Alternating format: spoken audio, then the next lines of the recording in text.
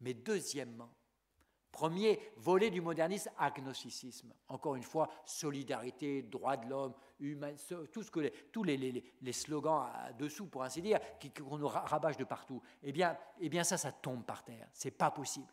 Ce n'est pas vrai, puisque Marie est pleine de grâce, puisqu'elle est toute immaculée. Mais attention, quand on a dit Marie est immaculée, on n'a encore rien dit. On n'a pas dit le plus important. Elle est conception. Immaculée conception. Qu'est-ce que ça veut dire? La Sainte Vierge n'a pas dit « je suis l'Immaculée ». Non, parce que Saint Michel aussi est immaculé, figurez-vous. Et puis Adam et Ève, avant le péché, étaient immaculés. Donc ce n'est pas un privilège de la Sainte Vierge, d'une certaine manière. Après le péché originel, oui, on veut dire qu'elle a été préservée du péché originel, c'est entendu. Mais immaculée, ça ne lui suffit pas, parce que ce n'est pas le plus important. Et dans une expression, vous avez un substantif et un adjectif. Qu'est-ce qui est le plus important? C'est le substantif, bien sûr. Et qu'est-ce que c'est que le substantif? Conception. Je suis conception immaculée. C'est ça que ça veut dire. Immaculée, c'est qu'un adjectif. Et c'est déjà immense. Mais qu'est-ce que ça veut dire conception? Analysez le mot conception. Et la Sainte Vierge ne dit pas « j'ai été conçue immaculée », je suis la conception. Alors là, il y a quelque chose de vertigineux. Et les théologiens, depuis 1858, ne cessent d'écrire des livres et de méditer. Et les mystiques n'arrêtent pas de se plonger dans cet océan de lumière, de beauté. Je suis conception. Mais qu'est-ce que ça veut dire? Être une conception. Le mot conception, la racine, c'est concipere. C'est la même chose que accipere. En français, conception, mais c'est réception. C'est une acception, c'est une réception, une mendicité. Je suis conception, et je ne suis pas seulement pure réceptivité, pure acception, vous voyez, toute pauvreté. Oh oui, je suis immaculé. Ça veut dire, encore une fois, baigner dans la lumière de Dieu, et dans l'amour, et dans la tendresse de Dieu, et dans la vérité de Dieu. Bien entendu, mais tout ce que je suis, ce que j'ai et ce que je fais est un pur don de Dieu, et pur et reçu, et pure réception, pure conception. Alors, ce deuxième mot pulvérise le modernisme, le deuxième volet du modernisme, à savoir l'immanence vitale. Je fais ma vie. Petit microbe, et puis débris d'existence, ben vas-y, essaye, et on verra. Hein. Mais non, l'immanence vitale, je fais ma vie, puis on voit ce que ça veut dire. Hein. En 1964, le Concile Vatican II, c'est le printemps de l'Église, c'est magnifique, dites-moi, il fait froid dans votre printemps quand même, hein. On les attend, ça fait 50 ans qu'on les attend. Hein. Oui, vous avez demain l'Église de demain, l'avenir de demain, le printemps de demain, mais on les attend. Les séminaires sont vides. Rien qu'entre 1965 et 1980, je ne me trompe pas, oui, en 15 ans, disaient les chiffres officiels à Rome, la commission de la foi, enfin la congrégation pour la foi, il y a eu 70 000 prêtres qui ont abandonné leur sacerdoce pour partir avec les boulangères, avec je ne sais pas qui, peu importe. Et là, c'est le chiffre officiel. On ne cache pas, on ne parle pas des autres. Hein. 70 000 officiellement qui ont demandé à être réduits à l'état. 70 000, c'est le printemps de l'Église. On les attend toujours. Hein. Et les séminaires vides et les monastères vides. L'année dernière, il y a 2 ans, excusez-moi, 2015, si je... Attendez voir, nous sommes... Oui, 2015. Eh bien, on fermait en Espagne, on fermait des monastères. Il n'y avait plus de vocation, etc. On fermait un monastère en Espagne toutes les 36 heures. C'était quand même beau, c'est le printemps de l'Église. C'est l'avenir, c'est beau, tout va bien. Toutes les 36 heures, on fermait un couvent. En Espagne, c'est quand même pas rien. Hein. Et alors, bref, leur immanence, je fais ma vie. Eh bien, la réponse, la Sainte Vierge, moi, je ne sais pas faire, figurez-vous. Moi, je reçois la vie, et je reçois la grâce, et je reçois l'union avec Dieu. Et voyez le deuxième volet de l'espérance. Le premier volet de l'espérance, c'est Dieu, l'union à Dieu, et pour la joie de Dieu. Mais deuxième volet, c'est par Dieu. Et voyez comment la Sainte Vierge accentue cette pauvreté. Elle est plus pauvre que tous les pauvres, parce qu'elle dit ceci. Elle ne dit pas « je suis l'Immaculée Naissance ». Elle aurait pu. C'est dans Saint Jean, c'est dans l'Évangile. Saint Jean chapitre 3, où Jésus parle à Nicodème, le sage, le docteur, l'intéo, le sorbonnard, qui est là, qui sait tout de la loi juive, etc. Et puis qui va la nuit parce qu'il est un petit peu quand même pas sûr de lui, et un peu peur, il va voir parler à Jésus discrètement comme ça, par Internet ou je ne sais pas comment, enfin peu importe, discrètement pour que ça ne se voit pas. Et alors, il lui dit, alors comment faire pour avoir, si tu ne renais, eh bien, tu ne peux pas rentrer dans le royaume des dieux, royaume des cieux. Ah, pas de chance, j'ai 70 ans. Ma maman, elle a 96. Et alors, on fait quoi? Comment je vais faire pour renaître est-ce que je dois revenir dans le sein de ma mère, etc. Alors, vraiment, enfin, passons la logique du sorbonnard. Mais cependant, mais Jésus lui dit, et il répète, si tu ne renais. Ça veut dire que la grâce est une naissance, une renaissance. La grâce est une naissance à une vie nouvelle, une renaissance. C'est très beau. Mais la Sainte Vierge ne dit pas une naissance, elle va plus profondément.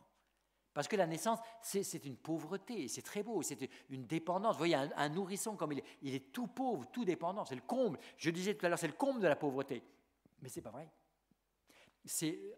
Le comble de la pauvreté, c'est la conception. L'instant même de la conception. Parce qu'à la naissance, le bébé, il apporte quelque chose, figurez-vous. Il contribue à la naissance elle-même, et puis il apporte ses poumons pour crier à plein pot, il apporte son estomac pour le remplir, enfin il apporte quelque chose, il met de l'ambiance dans la famille, enfin il apporte quelque chose. Il est déjà un homme, et il apporte quelque chose, il est déjà quelque chose. Très pauvre, mais à la conception, qu'est-ce que vous avez apporté à la conception? Quand vous avez été conçu, qu'est-ce que vous avez apporté? Rien. La conception est une pure réception. La réception à 200%, pour ainsi dire. Parce qu'à la fois le corps et l'âme. À 200%, on est pure réception, pure dépendance, pure acception, pur accueil, pour ainsi dire, pure pauvreté. Et c'est pourquoi la Sainte Vierge dit « Je suis Immaculée Conception ». Je suis pure conception, pure réception, pure dépendance, la pauvreté la plus radicale.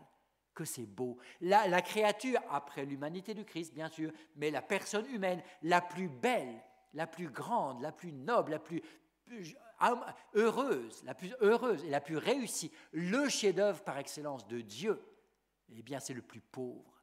Vous voyez, la pauvreté radicale. Et voyez le modernisme qui éclate, qui disparaît. Et la Sainte Vierge, Immaculée Conception, j'insiste sur le mot conception. Il y a parfois des auteurs spirituels qui parlent de l'Immaculée. Bon, très bien, bravo, on a bien le droit, mais c'est peut-être. Mais à chaque fois, ça me chagrine. Parce que ça prend le message de l'autre et couic, ça le coupe en deux. C'est bien dommage. Mais je pense, enfin, on peut le dire une fois en passant, mais la Sainte Vierge dit « je suis conception ».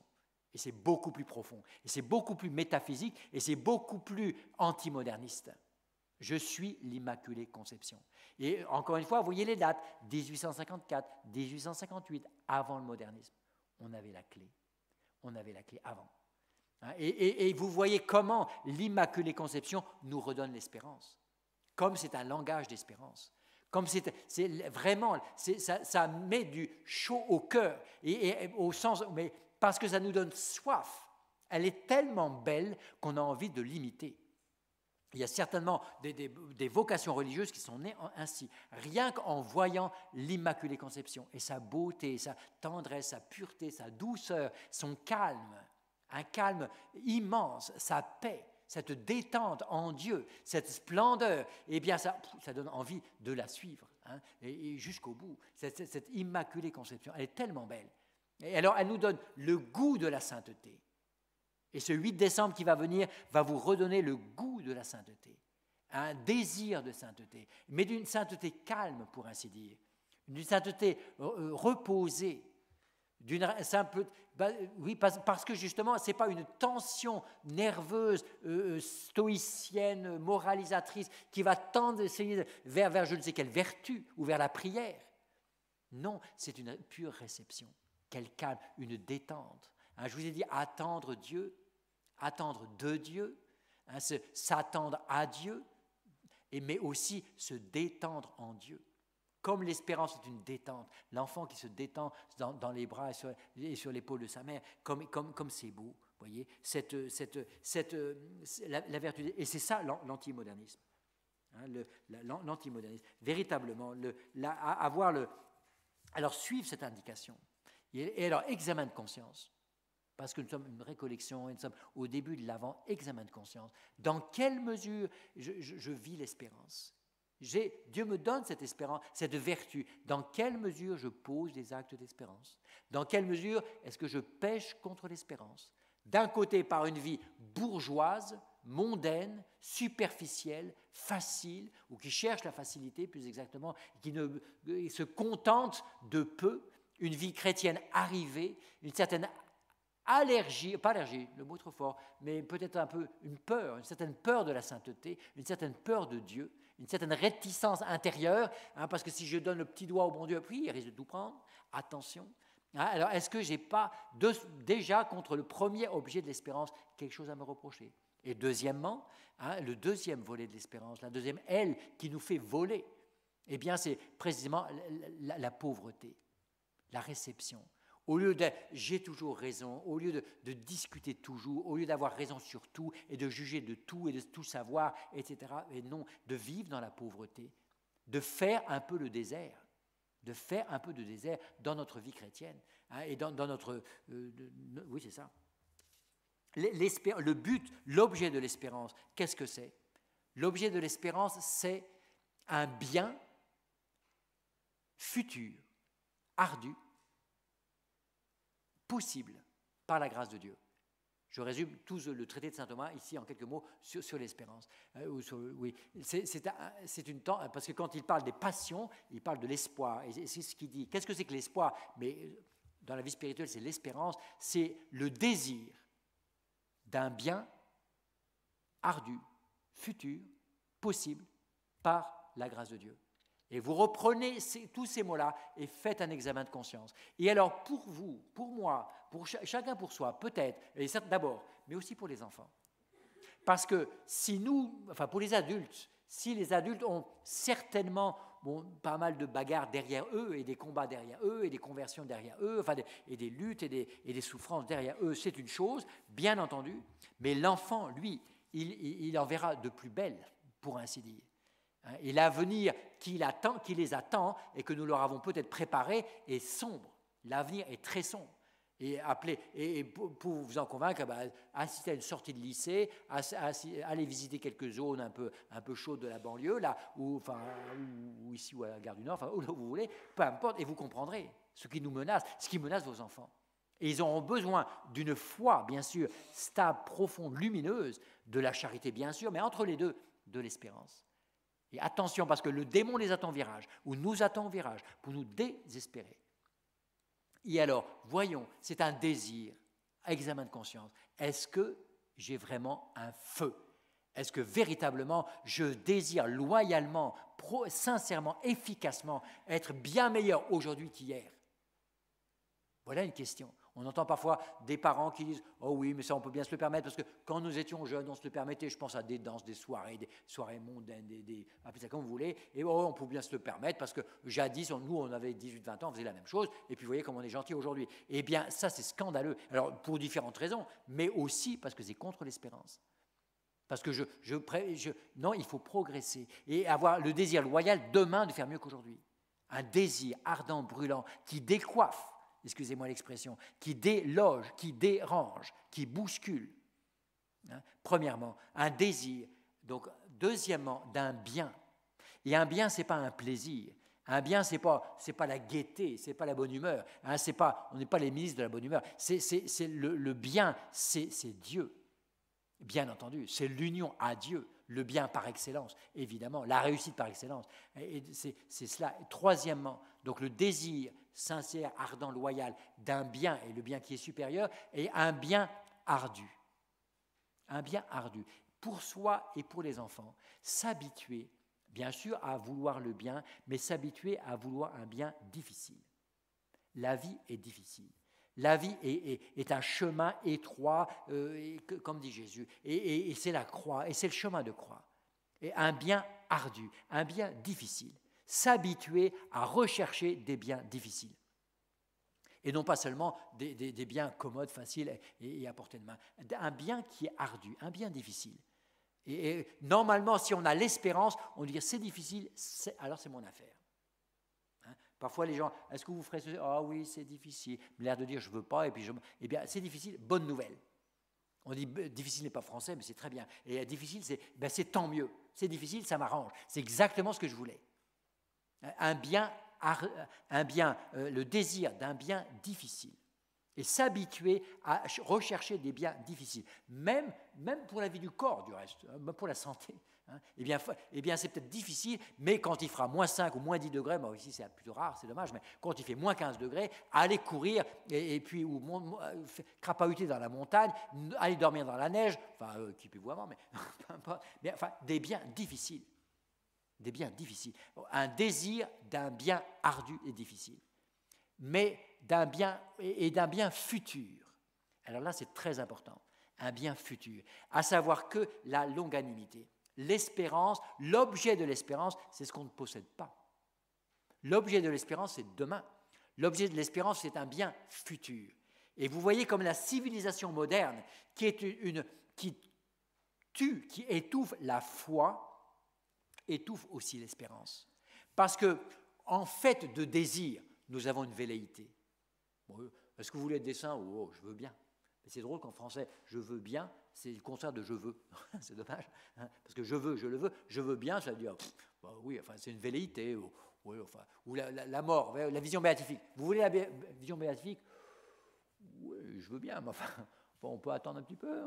C'est-à-dire, c'est la velléité. Hein. Ça veut dire que j'en ai pas un. Vous voyez la différence? Au lieu d'un vouloir, j'ai une velléité. Au lieu du bien, c'est le plaisir. Au lieu d'un bien ardu, difficile, un bien facile, un plaisir facile.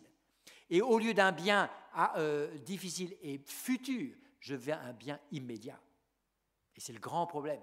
Pourquoi notre civilisation technique en particulier, veut tout avoir tout de suite, tout savoir. Alors, faites allusion, on en a parlé l'autre soir, en parlant de psychologie, mais tous les moyens dits numériques, ça tue. Et la psychologie, ça fait des schizophrènes, ça fait des cœurs d'artichaut, tout ce que vous voudrez. Peu importe. Il y a plusieurs manières de voir les choses. Mais en particulier, ça tue l'espérance. Parce que vous avez tout de suite. Ah tiens, je veux partir à Tokyo.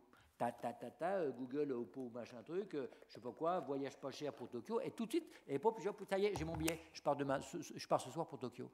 Enfin, après, il faudra payer. C'est un autre problème. Mais alors, supposons, vous avez tout de suite. L'électricité, pouf, j'appuie sur le bouton. Hein, ça, c'est déjà vieux. Et plus ça va, plus on a tout de suite. Hein. Eh bien, dans l'éducation, notre propre éducation, mais l'éducation des enfants, de les faire attendre. On n'a pas tout de suite. Hein. Eh bien, si tu veux un bien, eh bien, tu vas travailler pour s'offrir telle semaine de vacances, par exemple, on va travailler pendant 6 mois. Un bien futur. Hein, et ne pas tout de suite. Eh bien, on va attendre. L'art d'attendre, justement, et de désirer, de tendre vers des biens futurs. Alors que l'immédiateté tue l'espérance. Je peux tout. Et alors, vous voyez comment ces moyens, style Internet, les salons de toutes les couleurs, passons, enfin bon, qui vous disent tout de suite, tout ce qui se passe tout de suite. Vous pouvez savoir tout de suite que ce qui se passe de l'autre côté de la Terre, qui a dit quoi et pourquoi, etc. Tous les événements, savoir tout de suite. Mais de quoi je me mêle? Avoir une réponse tout de suite. La définition de, je sais pas quoi, de la schizophrénie ou comment ça s'appelle, le psychotisme. C'est quoi? Alors, j'ai ma réponse tout de suite. Mais non, vous allez voir, d'abord, vous sortez de la pièce, vous prenez un dictionnaire, vous regardez, PSY, je trouve psychotisme. Je prends mon temps. Le fait d'avoir tout de suite, ça tue l'espérance. L'espérance, un désir et non pas une velléité. D'un bien et non pas d'un plaisir. Difficile et non pas doux et facile et ardu. Et non pas facile, et non pas immédiat. Et ardu, difficile, ardu, c'est pareil. Et futur et non pas immédiat. Mais aussi possible. Alors attention, que le bien est possible, que la sainteté est possible. Je dirais même, elle est facile. Alors pourquoi je n'y arrive pas? Ça, c'est mon problème. Mais vous y arriverez. C'est facile. Et alors là, pour l'éducation, permettez-moi une petite note aux parents, grands-parents. Attention. Attention, parce que le monde ne va pas si bien qu'on voudrait, peut-être, certainement, qu'il y a du mal dans le monde, certainement, etc. Mais attention, à ne pas étouffer les enfants. Prenez une fillette de 6 ans, mettez-lui sur les épaules un sac de plâtre de 50 kilos, et vous verrez le résultat. Ben, la fille de 6 ans, pouch, aplatie, pas compliqué. Elle n'a pas la force pour porter les 50 kilos. Eh bien, attention à ne pas présenter aux enfants le mal comme infaillible. Attention au manichéisme qui divinise le mal, comme si, et le mondialisme, et l'apostasie, et le modernisme, etc., comme si c'était une fatalité, comme si c'était tout puissant, comme si c'était un Dieu, comme si c'était irrésistible, comme si c'était impossible et la tentation, pareil. Attention à la tentation qui serait... Eh bien non, ça n'existe pas. Bien dire que la vertu est toujours possible. Il n'y a pas plus tard, il y a quelques jours, je parlais à des fiancés, mais en leur disant, qui commencent juste leur fiançailles, eh bien je leur disais, mais j'ai des exemples, mais de fiançailles sans un seul péché véniel. Bien entendu, c'est fait par Dieu pour la vertu. Et ça marche, figurez-vous. Et de traverser l'adolescence, le pape Pie XII insistait beaucoup, l'adolescence, même masculine, sans un seul péché mortel. Mais bien sûr, et c'est facile, il faut le dire aux enfants.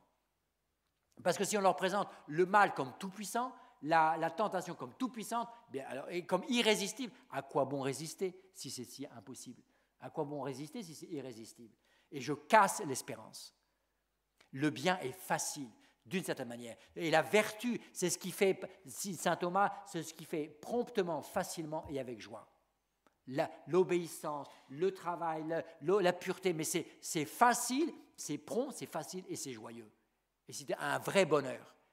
Vous voyez cette dimension de l'espérance. Attention, on peut étouffer l'espérance en montrant un visage, en divinisant le mal, en donnant au mal une infaillibilité, une puissance qu'il n'a pas. C'est un menteur. Le démon a peur de son ombre, dirait sainte Catherine de Sienne. C'est un peureux.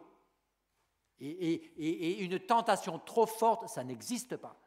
Dit saint Paul, jamais Dieu ne permettra une tentation qui soit trop forte. On entend parfois au confessionnal ou ailleurs des gens, si vous savez, c'était trop fort. J'ai eu une telle tentation, c'était trop fort. Menteur. C'est pas vrai. Et ça n'existe pas. Une tentation trop forte, ça n'existe pas. Et si Dieu permet la tentation à vous secouer comme un prunier, eh bien, en même temps, il vous donne la grâce suffisante. C'est saint Thomas qui vous dit, nous avons toujours la grâce suffisante pour surmonter les tentations, pour faire le bien. Toujours. Sinon, Dieu est cruel, Dieu est menteur, et ce n'est pas vrai. Nous avons toujours la grâce suffisante.